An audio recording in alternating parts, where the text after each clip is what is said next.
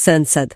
जी, संसद जिसका उल्लेख संविधान के अनुच्छेद 79 में है। हाँ, ये 3 अंगों से मिलकर बनती है। 3 अंग। हाँ, लोकसभा, राज्यसभा और राष्ट्रपति। पर आज हम मुख्य रूप से 2 सदनों पर ही ध्यान देंगे, लोकसभा और राज्यसभा। ठीक है, तो सबसे पहले यही समझते हैं कि लोकसभा और राज्यसभा में मतलब मूल अंतर क्या है। देखिए, सबसे बड़ा अंतर इनकी संरचना में है। लोकसभा, जैसा नाम से ही पता चलता है, वो है जनता का सदन। अनुच्छेद 81 में इसका जिक्र है। जनता का सदन जी। मतलब हाउस ऑफ द पीपल। बिल्कुल। इसमें अधिकतम 550 सदस्य हो सकते हैं। अभी देखें तो 543 सदस्य हैं और ये सभी सीधे जनता द्वारा चुने जाते हैं। अच्छा, पहले वो 2 एंग्लो इंडियन सदस्यों को मनोनीत करने का भी तो प्रावधान था। हाँ था, लेकिन अब उसे हटा दिया गया है। तो अब सभी सदस्य निर्वाचित होते हैं। और राज्यसभा? राज्यसभा है राज्यों की परिषद, यानी काउंसिल ऑफ स्टेट्स। इसका उल्लेख अनुच्छेद 80 में है। तो इसके सदस्य? इसमें अधिकतम 250 सदस्य हो सकते हैं। अभी 245 हैं। इनमें से 233 तो राज्यों से चुने जाते हैं और 12 सदस्य राष्ट्रपति द्वारा मनोनीत होते हैं। अच्छा, ये जो 12 सदस्य हैं, ये कला, साहित्य, विज्ञान, इन क्षेत्रों से होते हैं, है ना? जी बिल्कुल, कला, साहित्य, विज्ञान और समाज सेवा, ताकि इन क्षेत्रों की विशेषज्ञता भी सदन को मिले। एक और बड़ा अंतर मैंने इनके कार्यकाल के बारे में सुना है। हाँ, ये बहुत महत्वपूर्ण है। लोकसभा एक अस्थायी सदन है। इसका कार्यकाल 5 साल का होता है और इससे पहले भी भंग किया जा सकता है अगर सरकार बहुमत खो दे तो। सही कहा। जबकि राज्यसभा एक स्थायी सदन है। ये कभी भंग नहीं होती। कभी नहीं, कभी नहीं। इसका कार्यकाल अनंत है। ये थोड़ा मतलब कंफ्यूजिंग है। अगर सदन भंग नहीं होता तो सदस्यों का क्या होता है? यहाँ पर सदस्यों का कार्यकाल तय है, सदन का नहीं। लोकसभा के सदस्यों का कार्यकाल तो सदन के साथ ही 5 साल का होता है। और राज्यसभा में? राज्यसभा में एक सदस्य का कार्यकाल 6 साल का होता है। और एक बहुत ही दिलचस्प व्यवस्था है। क्या? हर 2 साल में इसके 1/3 सदस्य सेवानिवृत्त हो जाते हैं। ओह, तो ये एक तरह की साइकिल है जो चलती रहती है। बिल्कुल, उससे सदन में निरंतरता बनी रहती है। आप समझ आया। अच्छा, इन सदनों का सदस्य बनने के लिए योग्यताएं क्या हैं? योग्यताएं अनुच्छेद 84 में दी गई हैं। पहली तो सीधी है, भारत का नागरिक होना चाहिए। और उम्र? उम्र में फर्क है। लोकसभा के लिए न्यूनतम आयु 25 वर्ष है। और राज्यसभा के लिए? राज्यसभा के लिए 30 वर्ष। हाँ। इसीलिए तो उसे बड़ों का सदन भी कहते हैं। हाँ, ठीक है। और इनका चुनाव कैसे होता है? लोकसभा का चुनाव तो प्रत्यक्ष रूप से होता है, मतलब हम और आप सीधे वोट करते हैं। इसे सार्वभौमिक वयस्क मताधिकार कहते हैं। और राज्यसभा के सदस्यों का? उनका चुनाव अप्रत्यक्ष होता है। राज्यों की जो विधानसभाएं हैं, उनके निर्वाचित सदस्य राज्यसभा के सदस्यों को चुनते हैं। तो बताना होता है कि वो किस सदन में रहना चाहता है। चलिए, अब सदन बन गया, सदस्य भी आ गए, लेकिन इन सदनों का संचालन कौन करता है? दोनों सदनों के अपने अपने पीठासीन अधिकारी होते हैं। राज्यसभा से शुरू करते हैं। जी। भारत की जो उपराष्ट्रपति हैं, वही राज्यसभा के पदेन सभापति होते हैं। पदेन सभापति मतलब जो भी उपराष्ट्रपति बनेगा वो अपने आप सभापति बन जाएगा। जी हाँ। और सबसे अनोखी बात ये है कि वो उस सदन के सदस्य नहीं होते। तो फिर वो वोटिंग में हिस्सा नहीं लेते होंगे? सामान्य स्थिति में नहीं, लेकिन अगर कभी मत बराबर हो जाएं, टाई हो जाएं, तब वो अपना निर्णायक मत दे सकते हैं। और एक उपसभापति भी तो होते हैं? हाँ, उपसभापति। उनका चुनाव राज्यसभा के सदस्य अपने में से ही करते हैं। और लोकसभा में क्या व्यवस्था है? लोकसभा में स्पीकर होते हैं, यानी अध्यक्ष, लेकिन उससे पहले एक अस्थायी व्यवस्था होती है। वो क्या?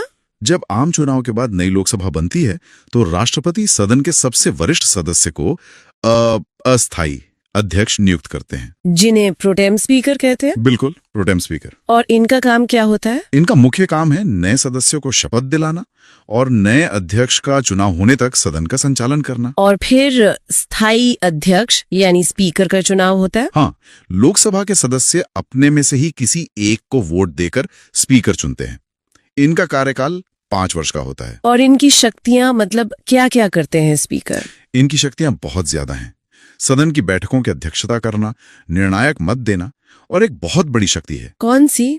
कोई विधेयक धन विधेयक है या नहीं, इसका निर्णय केवल स्पीकर ही करते हैं और उनका निर्णय अंतिम होता है। अच्छा, और वो दोनों सदनों की जो संयुक्त बैठक होती है? हाँ, उसकी अध्यक्षता भी लोकसभा के अध्यक्ष ही करते हैं। चलिए, अब संसद के काम पर आते हैं। हाँ। ये सत्रों में काम करती है ना? जी, राष्ट्रपति संसद के सत्र को बुलाते हैं।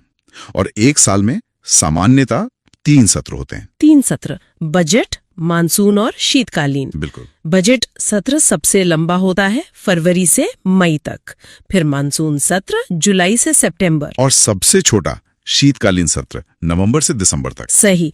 और एक नियम बहुत जरूरी है, किन्हीं भी 2 सत्रों के बीच 6 महीने से ज्यादा का अंतराल नहीं हो सकता। मतलब साल में कम से कम 2 बार तो बैठक होनी ही है। अनिवार्य रूप से। और जब सत्र शुरू होता है तो दिन की कार्रवाई कैसे चलती है? मैंने प्रश्नकाल के बारे में बहुत सुना है। कार्रवाई का पहला घंटा सुबह 11 से 12 बजे तक प्रश्नकाल ही होता है। और इसमें क्या होता है? इसमें सदस्य मंत्रियों से उनके मंत्रालयों के कामकाज पर सवाल पूछते हैं। ये सरकार की जवाबदेही तय करने का बहुत बड़ा साधन है। सवाल भी अलग अलग तरह के होते हैं। हाँ, 3 तरह के, तारांकित, अतारांकित और अल्प सूचना प्रश्न।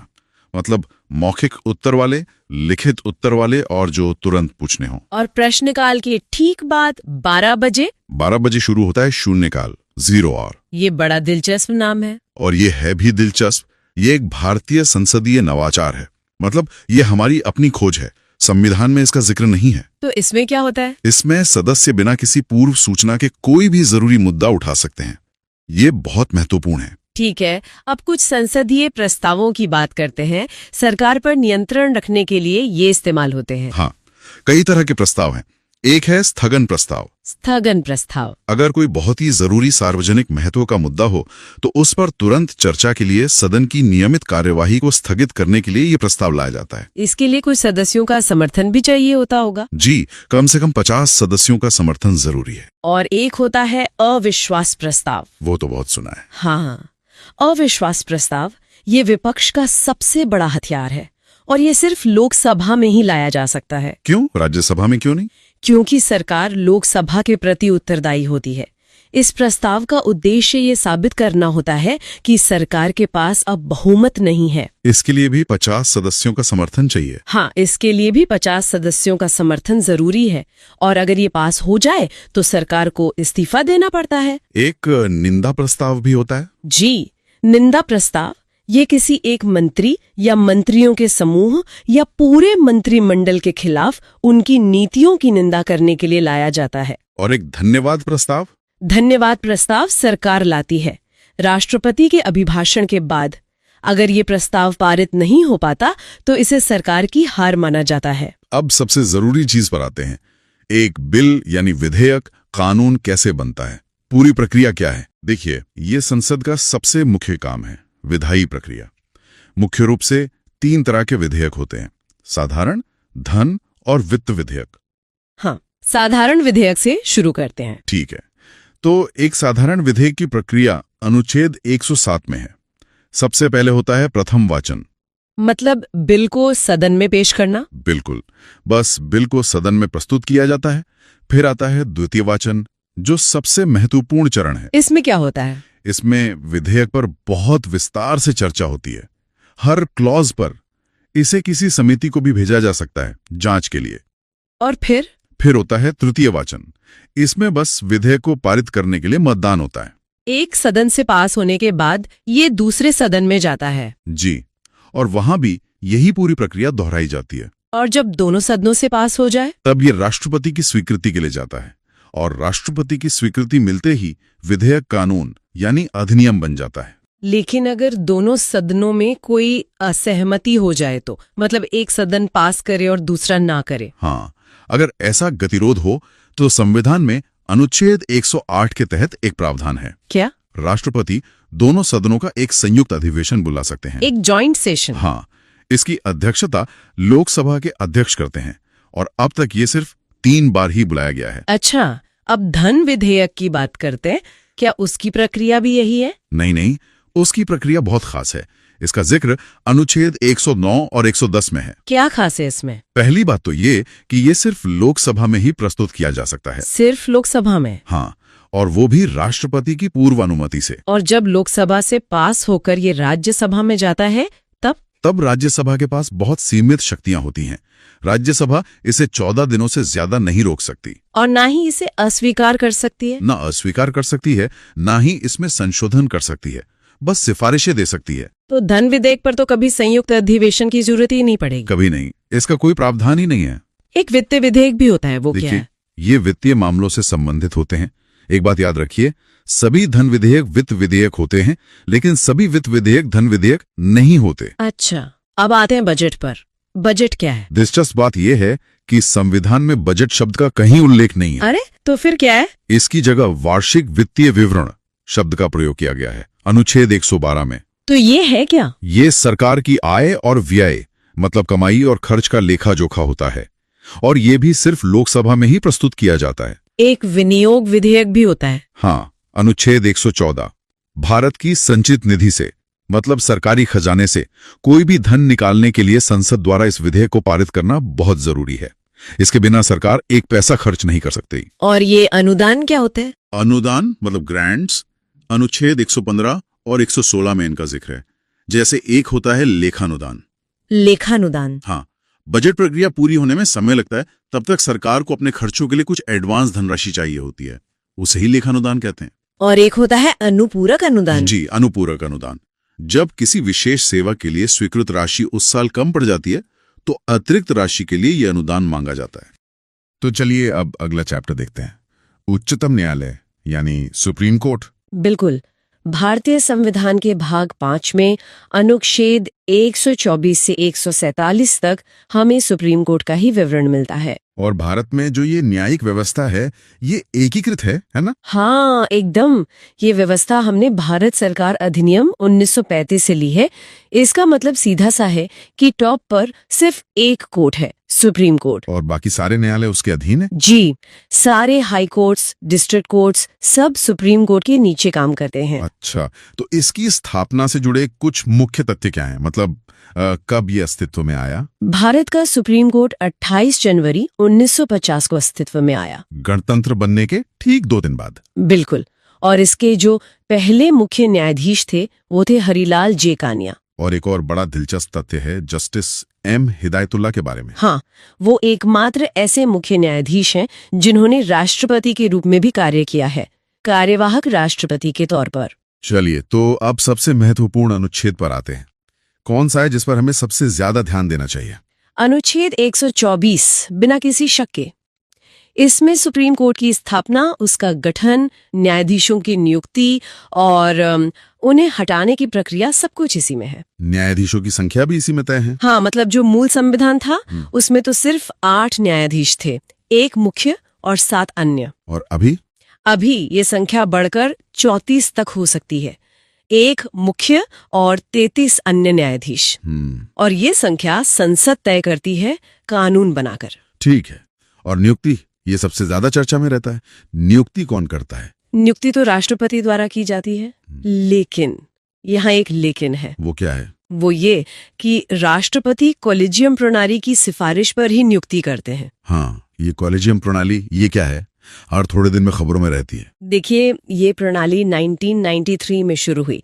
इसमें भारत के मुख्य न्यायाधीश होते हैं और उनके साथ सुप्रीम कोर्ट के 4 सबसे वरिष्ठ न्यायाधीश। अच्छा, तो कुल 5 लोग। जी, यही कॉलेजियम न्यायाधीशों के नामों की सिफारिश राष्ट्रपति को भेजता है और एक वरिष्ठता का सिद्धांत है जिसके अनुसार सुप्रीम कोर्ट का जो सबसे सीनियर जज होता है वही भारत का अगला मुख्य न्यायाधीश बनता है।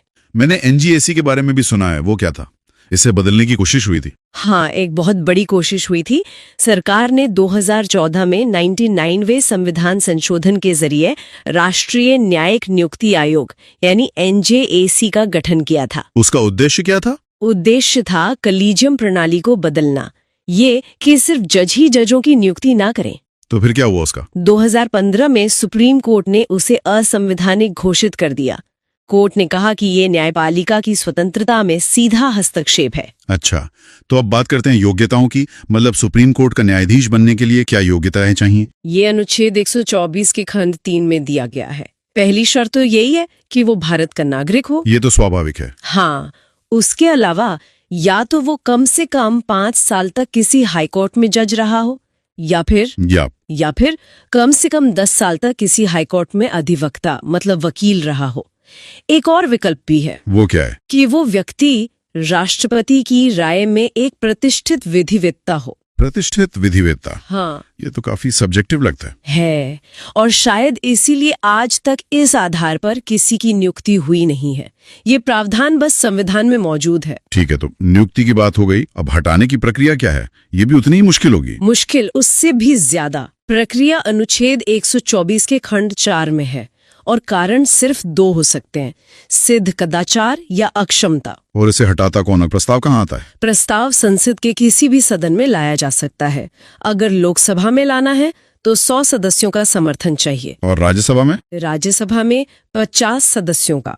फिर प्रस्ताव को सदन के कुल सदस्यता के बहुमत और अंक उपस्थित और मतदान करने वाले सदस्यों के कम से कम 2/3 बहुमत से पास कराना होता है। दोनों सदनों से? हाँ, दोनों सदनों से। उसके बाद ही राष्ट्रपति हटाने का आदेश जारी करते हैं। एक और बात, संबंधित न्यायाधीश को 14 दिन पहले सूचना देना भी अनिवार्य है। कार्यकाल और शपथ के बारे में क्या प्रावधान है? न्यायाधीशों को शपथ राष्ट्रपति दिलाते हैं और वो अपना त्यागपत्र भी राष्ट्रपति को ही देते हैं। और कार्यकाल? उनका कार्यकाल 65 वर्ष की आयु तक होता है। और एक खास बात, रिटायर होने के बाद वे भारत में किसी भी न्यायालय में वकालत नहीं कर सकते। चलिए अब कुछ और महत्वपूर्ण अनुच्छेदों को संक्षेप में समझते हैं। बिल्कुल। जैसे अनुच्छेद 125, ये न्यायाधीशों के वेतन और भत्तों से जुड़ा है। ये कहाँ से दिए जाते हैं? ये भारत की संचित निधि से दिए जाते हैं। ठीक है। और अनुच्छेद 126? वो कार्यकारी मुख्य न्यायाधीश की नियुक्ति के बारे में है।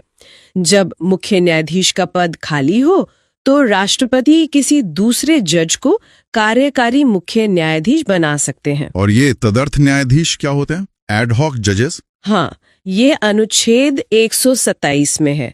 अगर कभी सुप्रीम कोर्ट में कोरम मतलब गण पूर्ति पूरी न हो रही हो तो मुख्य न्यायाधीश हाई कोर्ट के किसी जज को अस्थायी रूप से सुप्रीम कोर्ट में नियुक्त कर सकते हैं। अच्छा, अब आते हैं अनुच्छेद 129 पर, अभिलेख न्यायालय।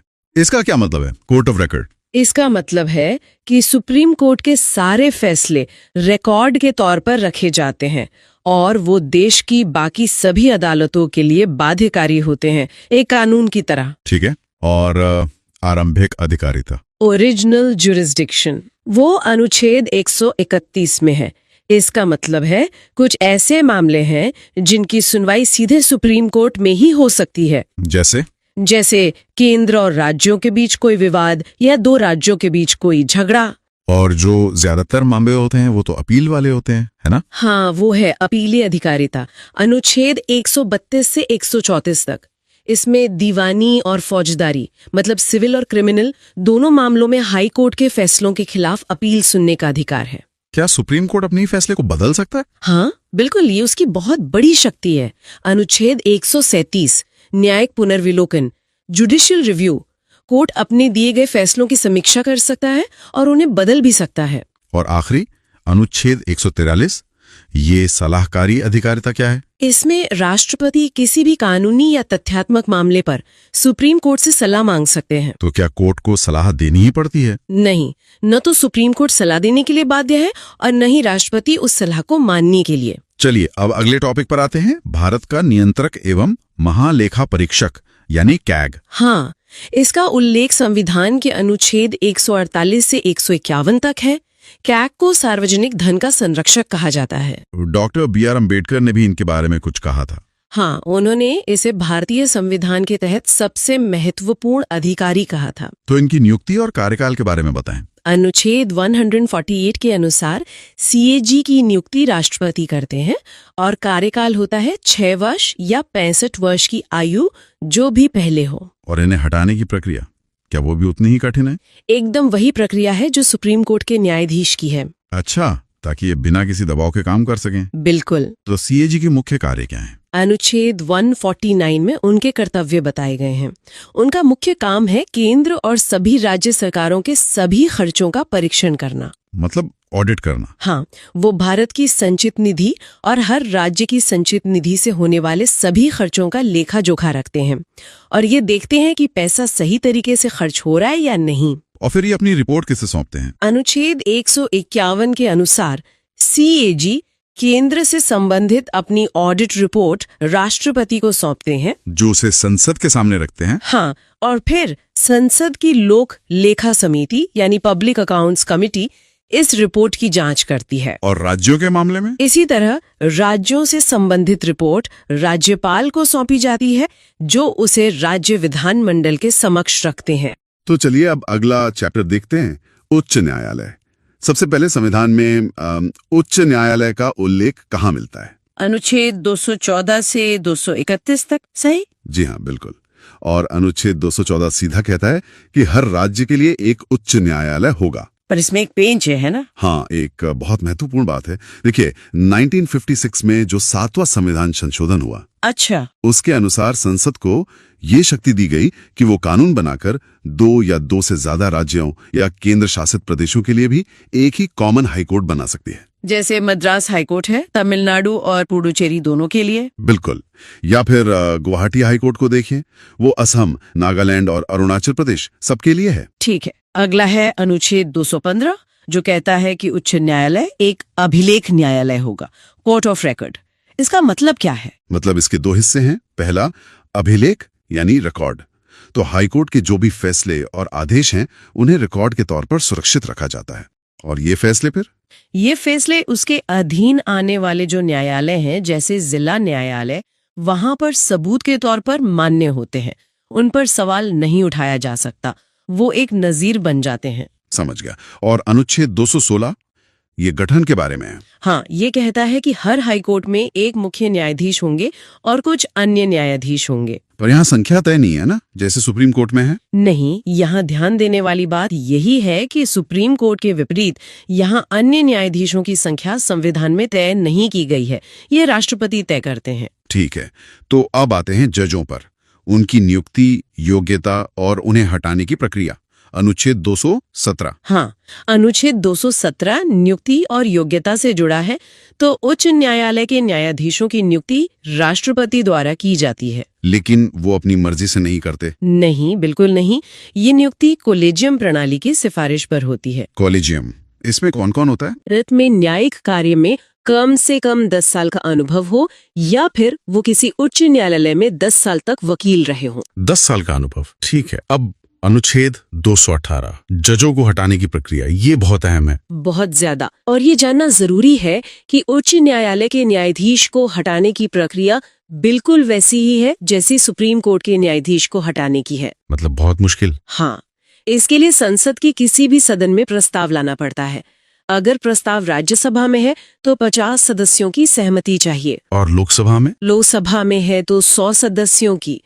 इसके बाद सदन की कुल सदस्य संख्या के बहुमत और उपस्थित तथा मतदान करने वाले सदस्यों के 2/3 बहुमत से प्रस्ताव पारित होना चाहिए। ये तो बहुत ही मुश्किल है। इसीलिए ये उनकी स्वतंत्रता सुनिश्चित करता है। सही बात है। अब अनुच्छेद 219, शपथ। यहाँ एक दिलचस्प बात है। नियुक्ति तो राष्ट्रपति करते हैं, पर शपथ कौन दिलाता है? शपथ उस राज्य के राज्यपाल दिलाते हैं, या फिर राज्यपाल किसी और व्यक्ति को इस काम के लिए नियुक्त कर सकते हैं। ये तो एक प्रैक्टिकल व्यवस्था है। हाँ, क्योंकि राष्ट्रपति हर राज्य में शपथ दिलाने नहीं जा सकते। अच्छा, न्यायाधीशों का कार्यकाल कितना होता है और क्या वो रिटायरमेंट के बाद काम कर सकते हैं? उच्च न्यायालय के न्यायाधीश 62 वर्ष की आयु तक पद पर रहते हैं, और अनुच्छेद 220 के अनुसार रिटायरमेंट के बाद वो उन उच्च न्यायालयों में वकालत नहीं कर सकते जहां उन्होंने जज के तौर पर काम किया है। और अपना त्यागपत्र वो राष्ट्रपति को देते हैं। ठीक है। और अनुच्छेद 221 वेतन और भत्तों के बारे में है। जी, न्यायाधीशों का वेतन संसद तय करती है और ये राज्य की संचित निधि से दिया जाता है। अच्छा, अब बात करते हैं जजों के ट्रांसफर की। अनुच्छेद 222। हाँ, ये शक्ति राष्ट्रपति के पास है। वो भारत के मुख्य न्यायाधीश मतलब कोलिजियम से सलाह के बाद किसी भी जज का ट्रांसफर एक हाईकोर्ट से दूसरे में कर सकते हैं। और कभी कभी कार्यकारी मुख्य न्यायाधीश की भी नियुक्ति होती है, वो अनुच्छेद 223 के तहत। बिल्कुल। अगर किसी हाई कोर्ट के चीफ जस्टिस का पद खाली हो जाता है तो राष्ट्रपति उसी कोर्ट के किसी दूसरे जज को कार्यकारी मुख्य न्यायाधीश बना सकते हैं। अनुच्छेद 224 में अतिरिक्त और रिटायर्ड जजों की नियुक्ति का भी जिक्र है। हाँ, अगर काम का बोझ बहुत ज्यादा बढ़ गया है तो राष्ट्रपति 2 साल के लिए एडिशनल जज नियुक्त कर सकते हैं। और रिटायर्ड जज? अगर जजों की कमी है तो उस हाई कोर्ट के मुख्य न्यायाधीश राष्ट्रपति की सहमति से रिटायर्ड जजों को भी कुछ समय के लिए नियुक्त कर सकते हैं। चलिए अब सबसे अहम हिस्से पर आते हैं। उच्च न्यायालय की शक्तियां। अनुच्छेद 226, रिट जारी करने की शक्ति। ये एक बहुत ही महत्वपूर्ण शक्ति है और आपको पता है हाई कोर्ट की रिट जारी करने की शक्ति सुप्रीम कोर्ट से भी ज्यादा विस्तृत है। ज्यादा? वो कैसे? देखिए, सुप्रीम कोर्ट अनुच्छेद 32 के तहत केवल मौलिक अधिकारों के हनन पर ही रिट जारी कर सकता है, ठीक है। जबकि हाई कोर्ट अनुच्छेद 226 के तहत मौलिक अधिकारों के अलावा किसी भी और कानूनी उद्देश्य के लिए भी रिट जारी कर सकता है। किसी भी अन्य कानूनी उद्देश्य? इसका दायरा तो बहुत बड़ा हो गया। बहुत बड़ा। इसीलिए आम नागरिक के लिए ये बहुत बड़ी ताकत है। अच्छा, अब अनुच्छेद 227, अधीनस्थ न्यायालयों पर अधीक्षण की शक्ति। इसका क्या मतलब हुआ? इसका मतलब है कि हाई कोर्ट अपने राज्य के सभी अधीनस्थ न्यायालयों पर एक तरह का प्रशासनिक नियंत्रण रखता है। यानी वो एक सुपरवाइजर की तरह काम करते हैं। हाँ, बिल्कुल।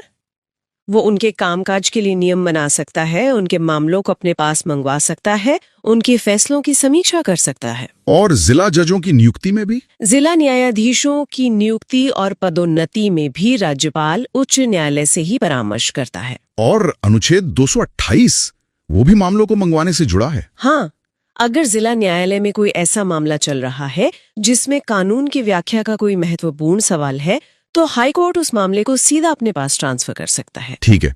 कुछ और भी अनुच्छेद हैं, जैसे 230 और 231। जी, अनुच्छेद 230 संसद को ये शक्ति देता है कि वो किसी हाई कोर्ट के अधिकार क्षेत्र को किसी केंद्र शासित प्रदेश तक बढ़ा सकती है। और 231?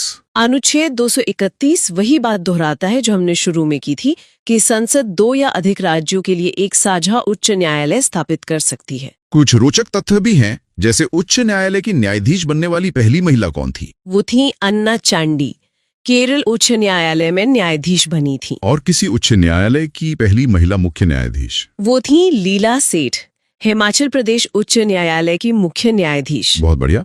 आखिर में थोड़ा अधीनस्थ न्यायालयों के बारे में बात करते हैं। जिला न्यायालयों की संरचना कैसी होती है? देखिए, जिला स्तर पर 2 तरह के मामले होते हैं, सिविल और आपराधिक। ठीक है। जब जिला न्यायाधीश सिविल मामलों की सुनवाई करता है तो उसे जिला न्यायाधीश यानी डिस्ट्रिक्ट जज कहते हैं। और जब वही जज आपराधिक मामलों की सुनवाई करे तो उसे सत्र न्यायाधीश यानी सेशंस जज कहा जाता है। व्यक्ति एक ही है, बस मामलों की प्रकृति के हिसाब से पदनाम बदल जाता है। ये तो बहुत दिलचस्प है। और इन न्यायाधीशों की नियुक्ति कौन करता है? जिला न्यायाधीशों की नियुक्ति, उनका ट्रांसफर और प्रमोशन ये सब राज्यपाल करते हैं, लेकिन राज्य के उच्च न्यायालय से सलाह करने के बाद ही। और इसके लिए भी अनुभव चाहिए होगा? हाँ, इसके लिए कम से कम 7 साल का वकील के तौर पर अनुभव होना जरूरी है। तो चलिए अब अगला चैप्टर देखते हैं, राज्यपाल। संविधान के भाग 6 में राज्य का उल्लेख है, जो अनुच्छेद 152 से 237 तक है। और जैसे केंद्र में राष्ट्रपति होते हैं, वैसे ही राज्य में राज्यपाल होते हैं, एक संवैधानिक प्रमुख का पद। बिल्कुल। और राज्यपाल राज्य में केंद्र सरकार का एक प्रतिनिधि भी होता है। राज्यपाल से जुड़े जो मुख्य अनुच्छेद हैं वो हैं 153 से 159 तक, जिनके बारे में हम एक एक करके बात करेंगे। ठीक है, तो शुरुआत करते हैं अनुच्छेद 153 से। इसमें क्या कहा गया है? अनुच्छेद 153 कहता है कि हर राज्य का एक राज्यपाल होगा। एक राज्य एक राज्यपाल, सीधा है। हाँ, लेकिन इसमें एक बहुत जरूरी संशोधन हुआ, 7वां संविधान संशोधन 1956 का। अच्छा। उसके तहत ये कहा गया कि एक ही व्यक्ति को एक से ज्यादा राज्यों का राज्यपाल भी बनाया जा सकता है। अरे, ये तो दिलचस्प है। तो अगर कोई व्यक्ति 2 राज्यों का राज्यपाल है तो उसका वेतन वो कैसे तय होता है? ऐसी हालत में दोनों राज्य मिलकर वेतन देते हैं, और कौन सा राज्य कितना हिस्सा देगा इसका फैसला राष्ट्रपति करते हैं। अच्छा, अब अगला है अनुच्छेद 154, राज्य की कार्यपालिका शक्ति। हाँ, इसके अनुसार राज्य की सारी कार्यपालिका शक्ति राज्यपाल में निहित होती है। मतलब सारे फैसले राज्यपाल लेते हैं? नहीं, यहीं पर फर्क है। ये एक औपचारिक शक्ति है।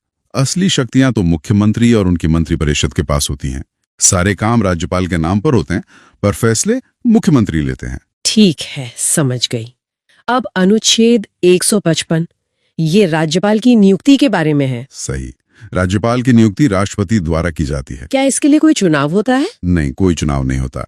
और ये पद कनाडा के संविधान से प्रेरित है, जहां राज्यपाल को चुना नहीं जाता, मनोनीत किया जाता है। असल में तो प्रधानमंत्री की सलाह पर ही राष्ट्रपति नियुक्ति करते हैं। अच्छा, तो रिमोट कंट्रोल केंद्र के पास ही रहता है। कह सकते हैं। अब आते हैं अनुच्छेद 156 पर, जिसमें राज्यपाल के कार्यकाल का जिक्र है। ये कितना होता है? 5 साल। सामान्य तौर पर 5 साल। लेकिन संविधान कहता है राष्ट्रपति के प्रसाद पर्यंत। प्रसाद पर्यंत, इसका क्या मतलब हुआ? इसका सीधा सा मतलब है कि राष्ट्रपति उन्हें कभी भी हटा सकते हैं, बिना कोई कारण बताए। कोई महाभियोग जैसी प्रक्रिया नहीं है? बिल्कुल नहीं। उनका कार्यकाल निश्चित नहीं है, और अगर उन्हें त्यागपत्र देना हो तो वो भी राष्ट्रपति को ही देते हैं। तो फिर अनुच्छेद 157 और 158 में क्या है? योग्यताएं और शर्तें। जी। अनुच्छेद 157 के अनुसार योग्यताएं बहुत सरल हैं। भारत का नागरिक हो और 35 वर्ष की आयु पूरी कर चुका हो। बस? हाँ, बस। और अनुच्छेद 158 में पद की कुछ शर्तें हैं, जैसे कि वो किसी लाभ के पद पर ना हो और संसद या विधानसभा का सदस्य ना हो। और शपथ, वो कौन दाखता है? अनुच्छेद 159 के तहत राज्यपाल को उस राज्य के उच्च न्यायालय यानी हाईकोर्ट के मुख्य न्यायाधीश शपथ दिलाते हैं। ठीक है। अब एक और जरूरी अनुच्छेद है 61, राज्यपाल की क्षमादान शक्ति। क्या ये राष्ट्रपति की शक्ति जैसी ही है? कुछ मामलों में हाँ, लेकिन एक बहुत बड़ा अंतर है। वो क्या? राज्यपाल मृत्युदंड यानी फांसी की सजा को पूरी तरह माफ नहीं कर सकते। ये अधिकार सिर्फ राष्ट्रपति के पास है। राज्यपाल केवल राज्य सूची और संवर्ती सूची के विषयों पर ही क्षमादान दे सकते हैं। ये बहुत बड़ा अंतर है। तो ये तो हुए मुख्य अनुच्छेद। अब राज्यपाल की शक्तियों पर आते हैं। सबसे पहले कार्यकारी शक्तियां कौन कौन सी हैं? राज्यपाल मुख्यमंत्री की नियुक्ति करते हैं और फिर मुख्यमंत्री की सलाह पर बाकी मंत्रियों की। और इसके अलावा राज्य के महाधिवक्ता मतलब एडवोकेट जनरल, राज्य लोक सेवा आयोग के अध्यक्ष और सदस्यों, और तो और विश्वविद्यालयों के कुलपतियों यानी वाइस चांसलर्स की नियुक्ति भी राज्यपाल ही करते हैं। यानी प्रशासनिक नियुक्तियों में उनकी बड़ी भूमिका है। और विधायी शक्तियों के बारे में बताइए, कानून बनाने में क्या रोल है? बहुत महत्वपूर्ण। राज्यपाल विधानसभा का सत्र बुलाते हैं, सत्रावसान करते हैं और मुख्यमंत्री की सलाह पर विधानसभा को भंग भी कर सकते हैं। और विधान परिषद में? हाँ, वो विधान परिषद के कुल सदस्यों में से 16 सदस्यों को मनोनीत करते हैं। ये लोग साहित्य, कला, विज्ञान या समाज सेवा जैसे क्षेत्रों से होते हैं। और जब कोई बिल, कोई विधेयक विधानसभा से पास होकर उनके पास आता है, तब उनके पास क्या विकल्प होते? देखिए, अनुच्छेद 200 के तहत उनके पास 4 विकल्प होते हैं। 4? कौन कौन से? पहला, वो विधेयक को स्वीकृति दे सकते हैं और वो कानून बन जाता है। ठीक है। दूसरा, वो स्वीकृति को रोक सकते हैं। तीसरा, अगर वो धन विधेयक नहीं है तो उसे पुनर्विचार के लिए विधानमंडल को वापस भेज सकते हैं। और चौथा विकल्प? चौथा और सबसे खास, वो विधेयक को राष्ट्रपति के विचार के लिए सुरक्षित रख सकते हैं। अच्छा, मतलब बिल को दिल्ली भेज सकते हैं। ये तो एक बहुत बड़ी शक्ति है। जी, ये एक विशेष शक्ति है। और अब बात करते हैं वित्तीय शक्तियों की। हाँ, पैसों के मामले में क्या अधिकार है? राज्यपाल ये सुनिश्चित करते हैं कि राज्य का वार्षिक वित्तीय विवरण यानी बजट विधानमंडल के सामने रखा जाए। और सबसे जरूरी बात, धन विधेयक को विधानमंडल में पेश करने से पहले राज्यपाल की अनुमति लेनी ही पड़ती है। मतलब उनकी अनुमति के बिना मनी बिल पेश नहीं हो सकता। बिल्कुल। अच्छा, क्या राज्यपाल के पास कोई आपातकालीन शक्ति भी होती है? सीधे तौर पर तो नहीं, लेकिन अनुच्छेद 356 के तहत अगर उन्हें लगे कि राज्य में संवैधानिक तंत्र विफल हो गया है, मतलब सरकार संविधान के हिसाब से नहीं चल रही, हाँ, तो वो राष्ट्रपति से राज्य में राष्ट्रपति शासन लगाने की अनुशंसा कर सकते हैं। सिर्फ अनुशंसा कर सकते हैं, लगाते नहीं हैं। सही। भारत की पहली महिला राज्यपाल कौन थी? वो थी सरोजिनी नायडू, जो उत्तर प्रदेश की राज्यपाल बनी गई। उन्होंने ये राज्यपाल के पद के बारे में एक बहुत मशहूर बात कही थी। कौन सी? कि राज्यपाल सोने के पिंजरे में बंद चिड़िया है। सोने के पिंजरे में बंद चिड़िया, इसका क्या मतलब है? इसका मतलब है कि ये पद बड़ा है, सम्मानजनक है, सारी सुविधाएं हैं, मतलब सोने का पिंजरा तो है, लेकिन असली शक्तियां बहुत सीमित हैं, क्योंकि सारे बड़े फैसले तो चुनी हुई सरकार यानी मुख्यमंत्री और उनकी कैबिनेट लेती है। तो चलिए अब अगला चैप्टर देखते हैं, राज्य विधानमंडल व मंत्री परिषद। बिल्कुल। तो शुरुआत करते हैं अनुच्छेद 163 से। जी।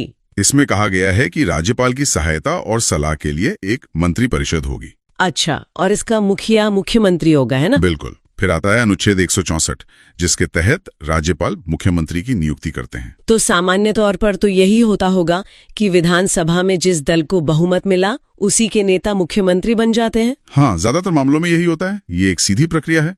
फिर मुख्यमंत्री की सलाह पर राज्यपाल दूसरे मंत्रियों की नियुक्ति करते हैं। अच्छा, तो क्या मंत्रियों की संख्या की कोई सीमा होती है? मतलब मुख्यमंत्री जितने चाहें उतने मंत्री बना सकते हैं? नहीं, अब नहीं। पहले ऐसा होता था, पर अब एक सीमा है। वो क्या है? ये 91वें संविधान संशोधन 2003 से तय हुआ। अच्छा। इसके अनुसार मंत्रिपरिषद में मंत्रियों की संख्या विधानसभा की कुल सदस्य संख्या के 15% से ज्यादा नहीं हो सकती। 15%, ठीक है। और कोई न्यूनतम संख्या भी है? हाँ, न्यूनतम 12 मंत्री होने चाहिए। समझ गए। और एक और जरूरी बात, अनुच्छेद 164(2) के हिसाब से मंत्रिपरिषद जो है वो सामूहिक रूप से विधानसभा के प्रति उत्तरदायी होती है। सामूहिक रूप से? जी। और इन सभी मंत्रियों को शपथ राज्यपाल दिलाते हैं। ठीक है। अब सरकार के कानूनी सलाहकार के बारे में बात करते हैं। हाँ, वो है राज्य के महाअधिवक्ता यानी एडवोकेट जनरल। इनका जिक्र किस अनुच्छेद में है? ये है अनुच्छेद 165। इनकी नियुक्ति राज्यपाल द्वारा की जाती है। और महाधिवक्ता बनने के लिए योग्यता क्या चाहिए? इसके लिए व्यक्ति को भारत का नागरिक होना चाहिए जी। और कम से कम 10 वर्ष तक किसी न्यायिक पद पर रहा हो या फिर 10 साल तक किसी न्यायालय में अधिवक्ता रहा हो। अच्छा। और इनका कार्यकाल? देखिए, इनका कार्यकाल निश्चित नहीं होता। वो राज्यपाल के प्रसाद पर्यंत पद धारण करते हैं। प्रसाद पर्यंत मतलब जब तक राज्यपाल चाहें, व्यवहार में जब तक सरकार चाहे। ये राज्य का सर्वोच्च विधिक अधिकारी होता है। ठीक है। और राज्य विधानमंडल की संरचना कैसी होती है? अनुच्छेद 168 के अनुसार राज्य विधानमंडल के 3 अंग होते हैं। 3 अंग कौन कौन से? राज्यपाल, विधानसभा जिसे लेजिस्लेटिव असेंबली कहते हैं, और विधान परिषद यानी लेजिस्लेटिव काउंसिल।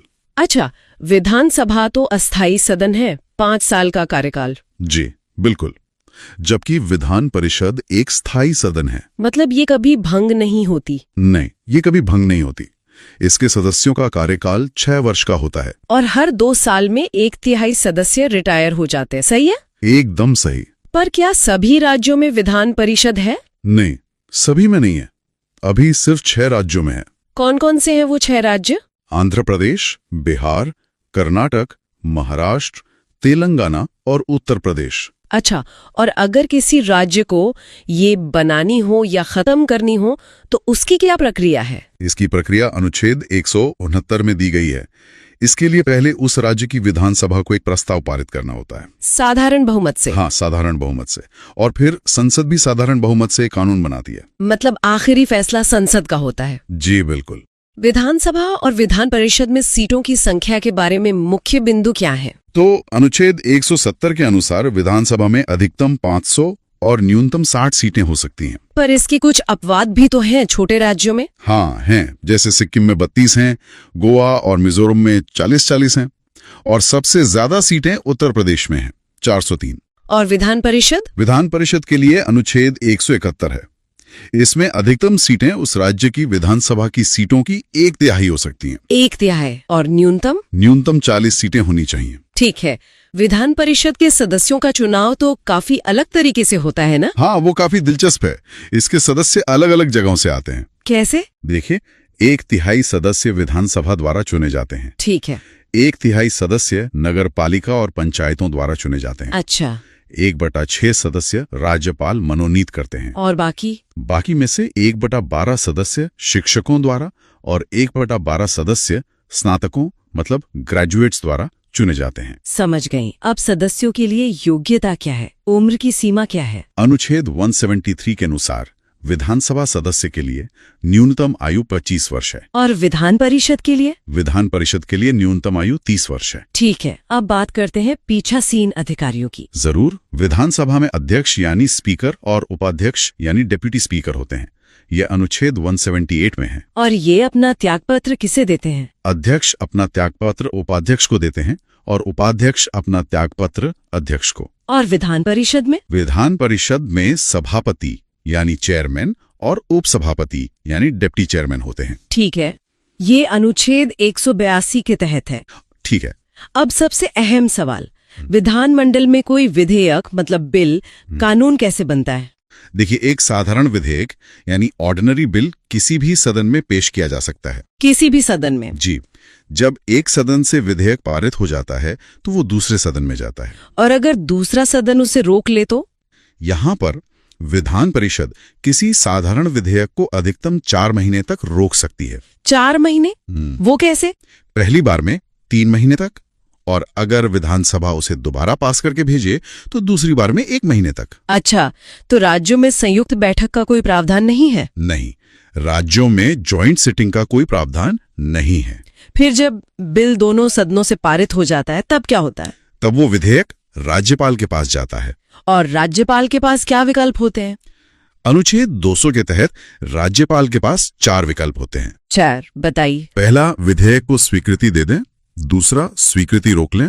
तीसरा, विधेयक को पुनर्विचार के लिए लौटा दें अगर वो धन विधेयक नहीं है तो? बिल्कुल। और चौथा, जो बहुत महत्वपूर्ण है, विधेयक को राष्ट्रपति के विचार के लिए आरक्षित रखना। अच्छा, अब धन विधेयक यानी मनी बिल के बारे में बताइए, उसमें क्या विशेष है? धन विधेयक की परिभाषा अनुच्छेद 199 में दी गई है। और इसकी प्रक्रिया अनुच्छेद 198 में है। इसकी खास बात यह है कि धन विधेयक केवल विधानसभा में ही पेश किया जा सकता है। और वो भी राज्यपाल की पूर्वानुमति से, है ना? जी बिल्कुल। और जब ये विधान परिषद में जाता है तो वो इसे 14 दिनों से ज्यादा नहीं रोक सकती। सिर्फ 14 दिन? और क्या वो इसमें कोई संशोधन कर सकती है? नहीं, संशोधन नहीं कर सकती। सिर्फ सिफारिशें दे सकती है, जिसे मानना या न मानना विधानसभा पर है। और राज्यपाल धन विधेयक को पुनर्विचार के लिए भी नहीं लौटा सकते? सही कहा। ठीक है। अब कुछ और महत्वपूर्ण अनुच्छेद हैं। जी। अनुच्छेद 202 जो है वार्षिक वित्तीय विवरण यानी राज्य का बजट। अनुच्छेद 204 है विनियोग विधेयक मतलब एप्रोप्रिएशन बिल। ये किस लिए होता है? ये राज्य की संचित निधि से धन निकालने के लिए होता है। अच्छा। फिर है अनुच्छेद 206 लेखानुदान या वोट ऑन अकाउंट। ये तब काम आता है जब बजट पारित ना हुआ हो और सरकार को कामकाज के लिए अग्रिम धन चाहिए हो। और क्या न्यायपालिका विधानमंडल की कार्यवाही की जांच कर सकती है? नहीं, अनुच्छेद 212 साफ कहता है कि न्यायालय विधानमंडल की कार्यवाही की जांच नहीं कर सकता। ठीक है। एक आखिरी चीज, राज्यपाल की अध्यादेश जारी करने की शक्ति। हाँ, वो है अनुच्छेद 213। अगर विधानसभा का सत्र ना चल रहा हो और कानून की तुरंत जरूरत हो तो राज्यपाल अध्यादेश या ऑर्डिनेंस जारी कर सकते हैं।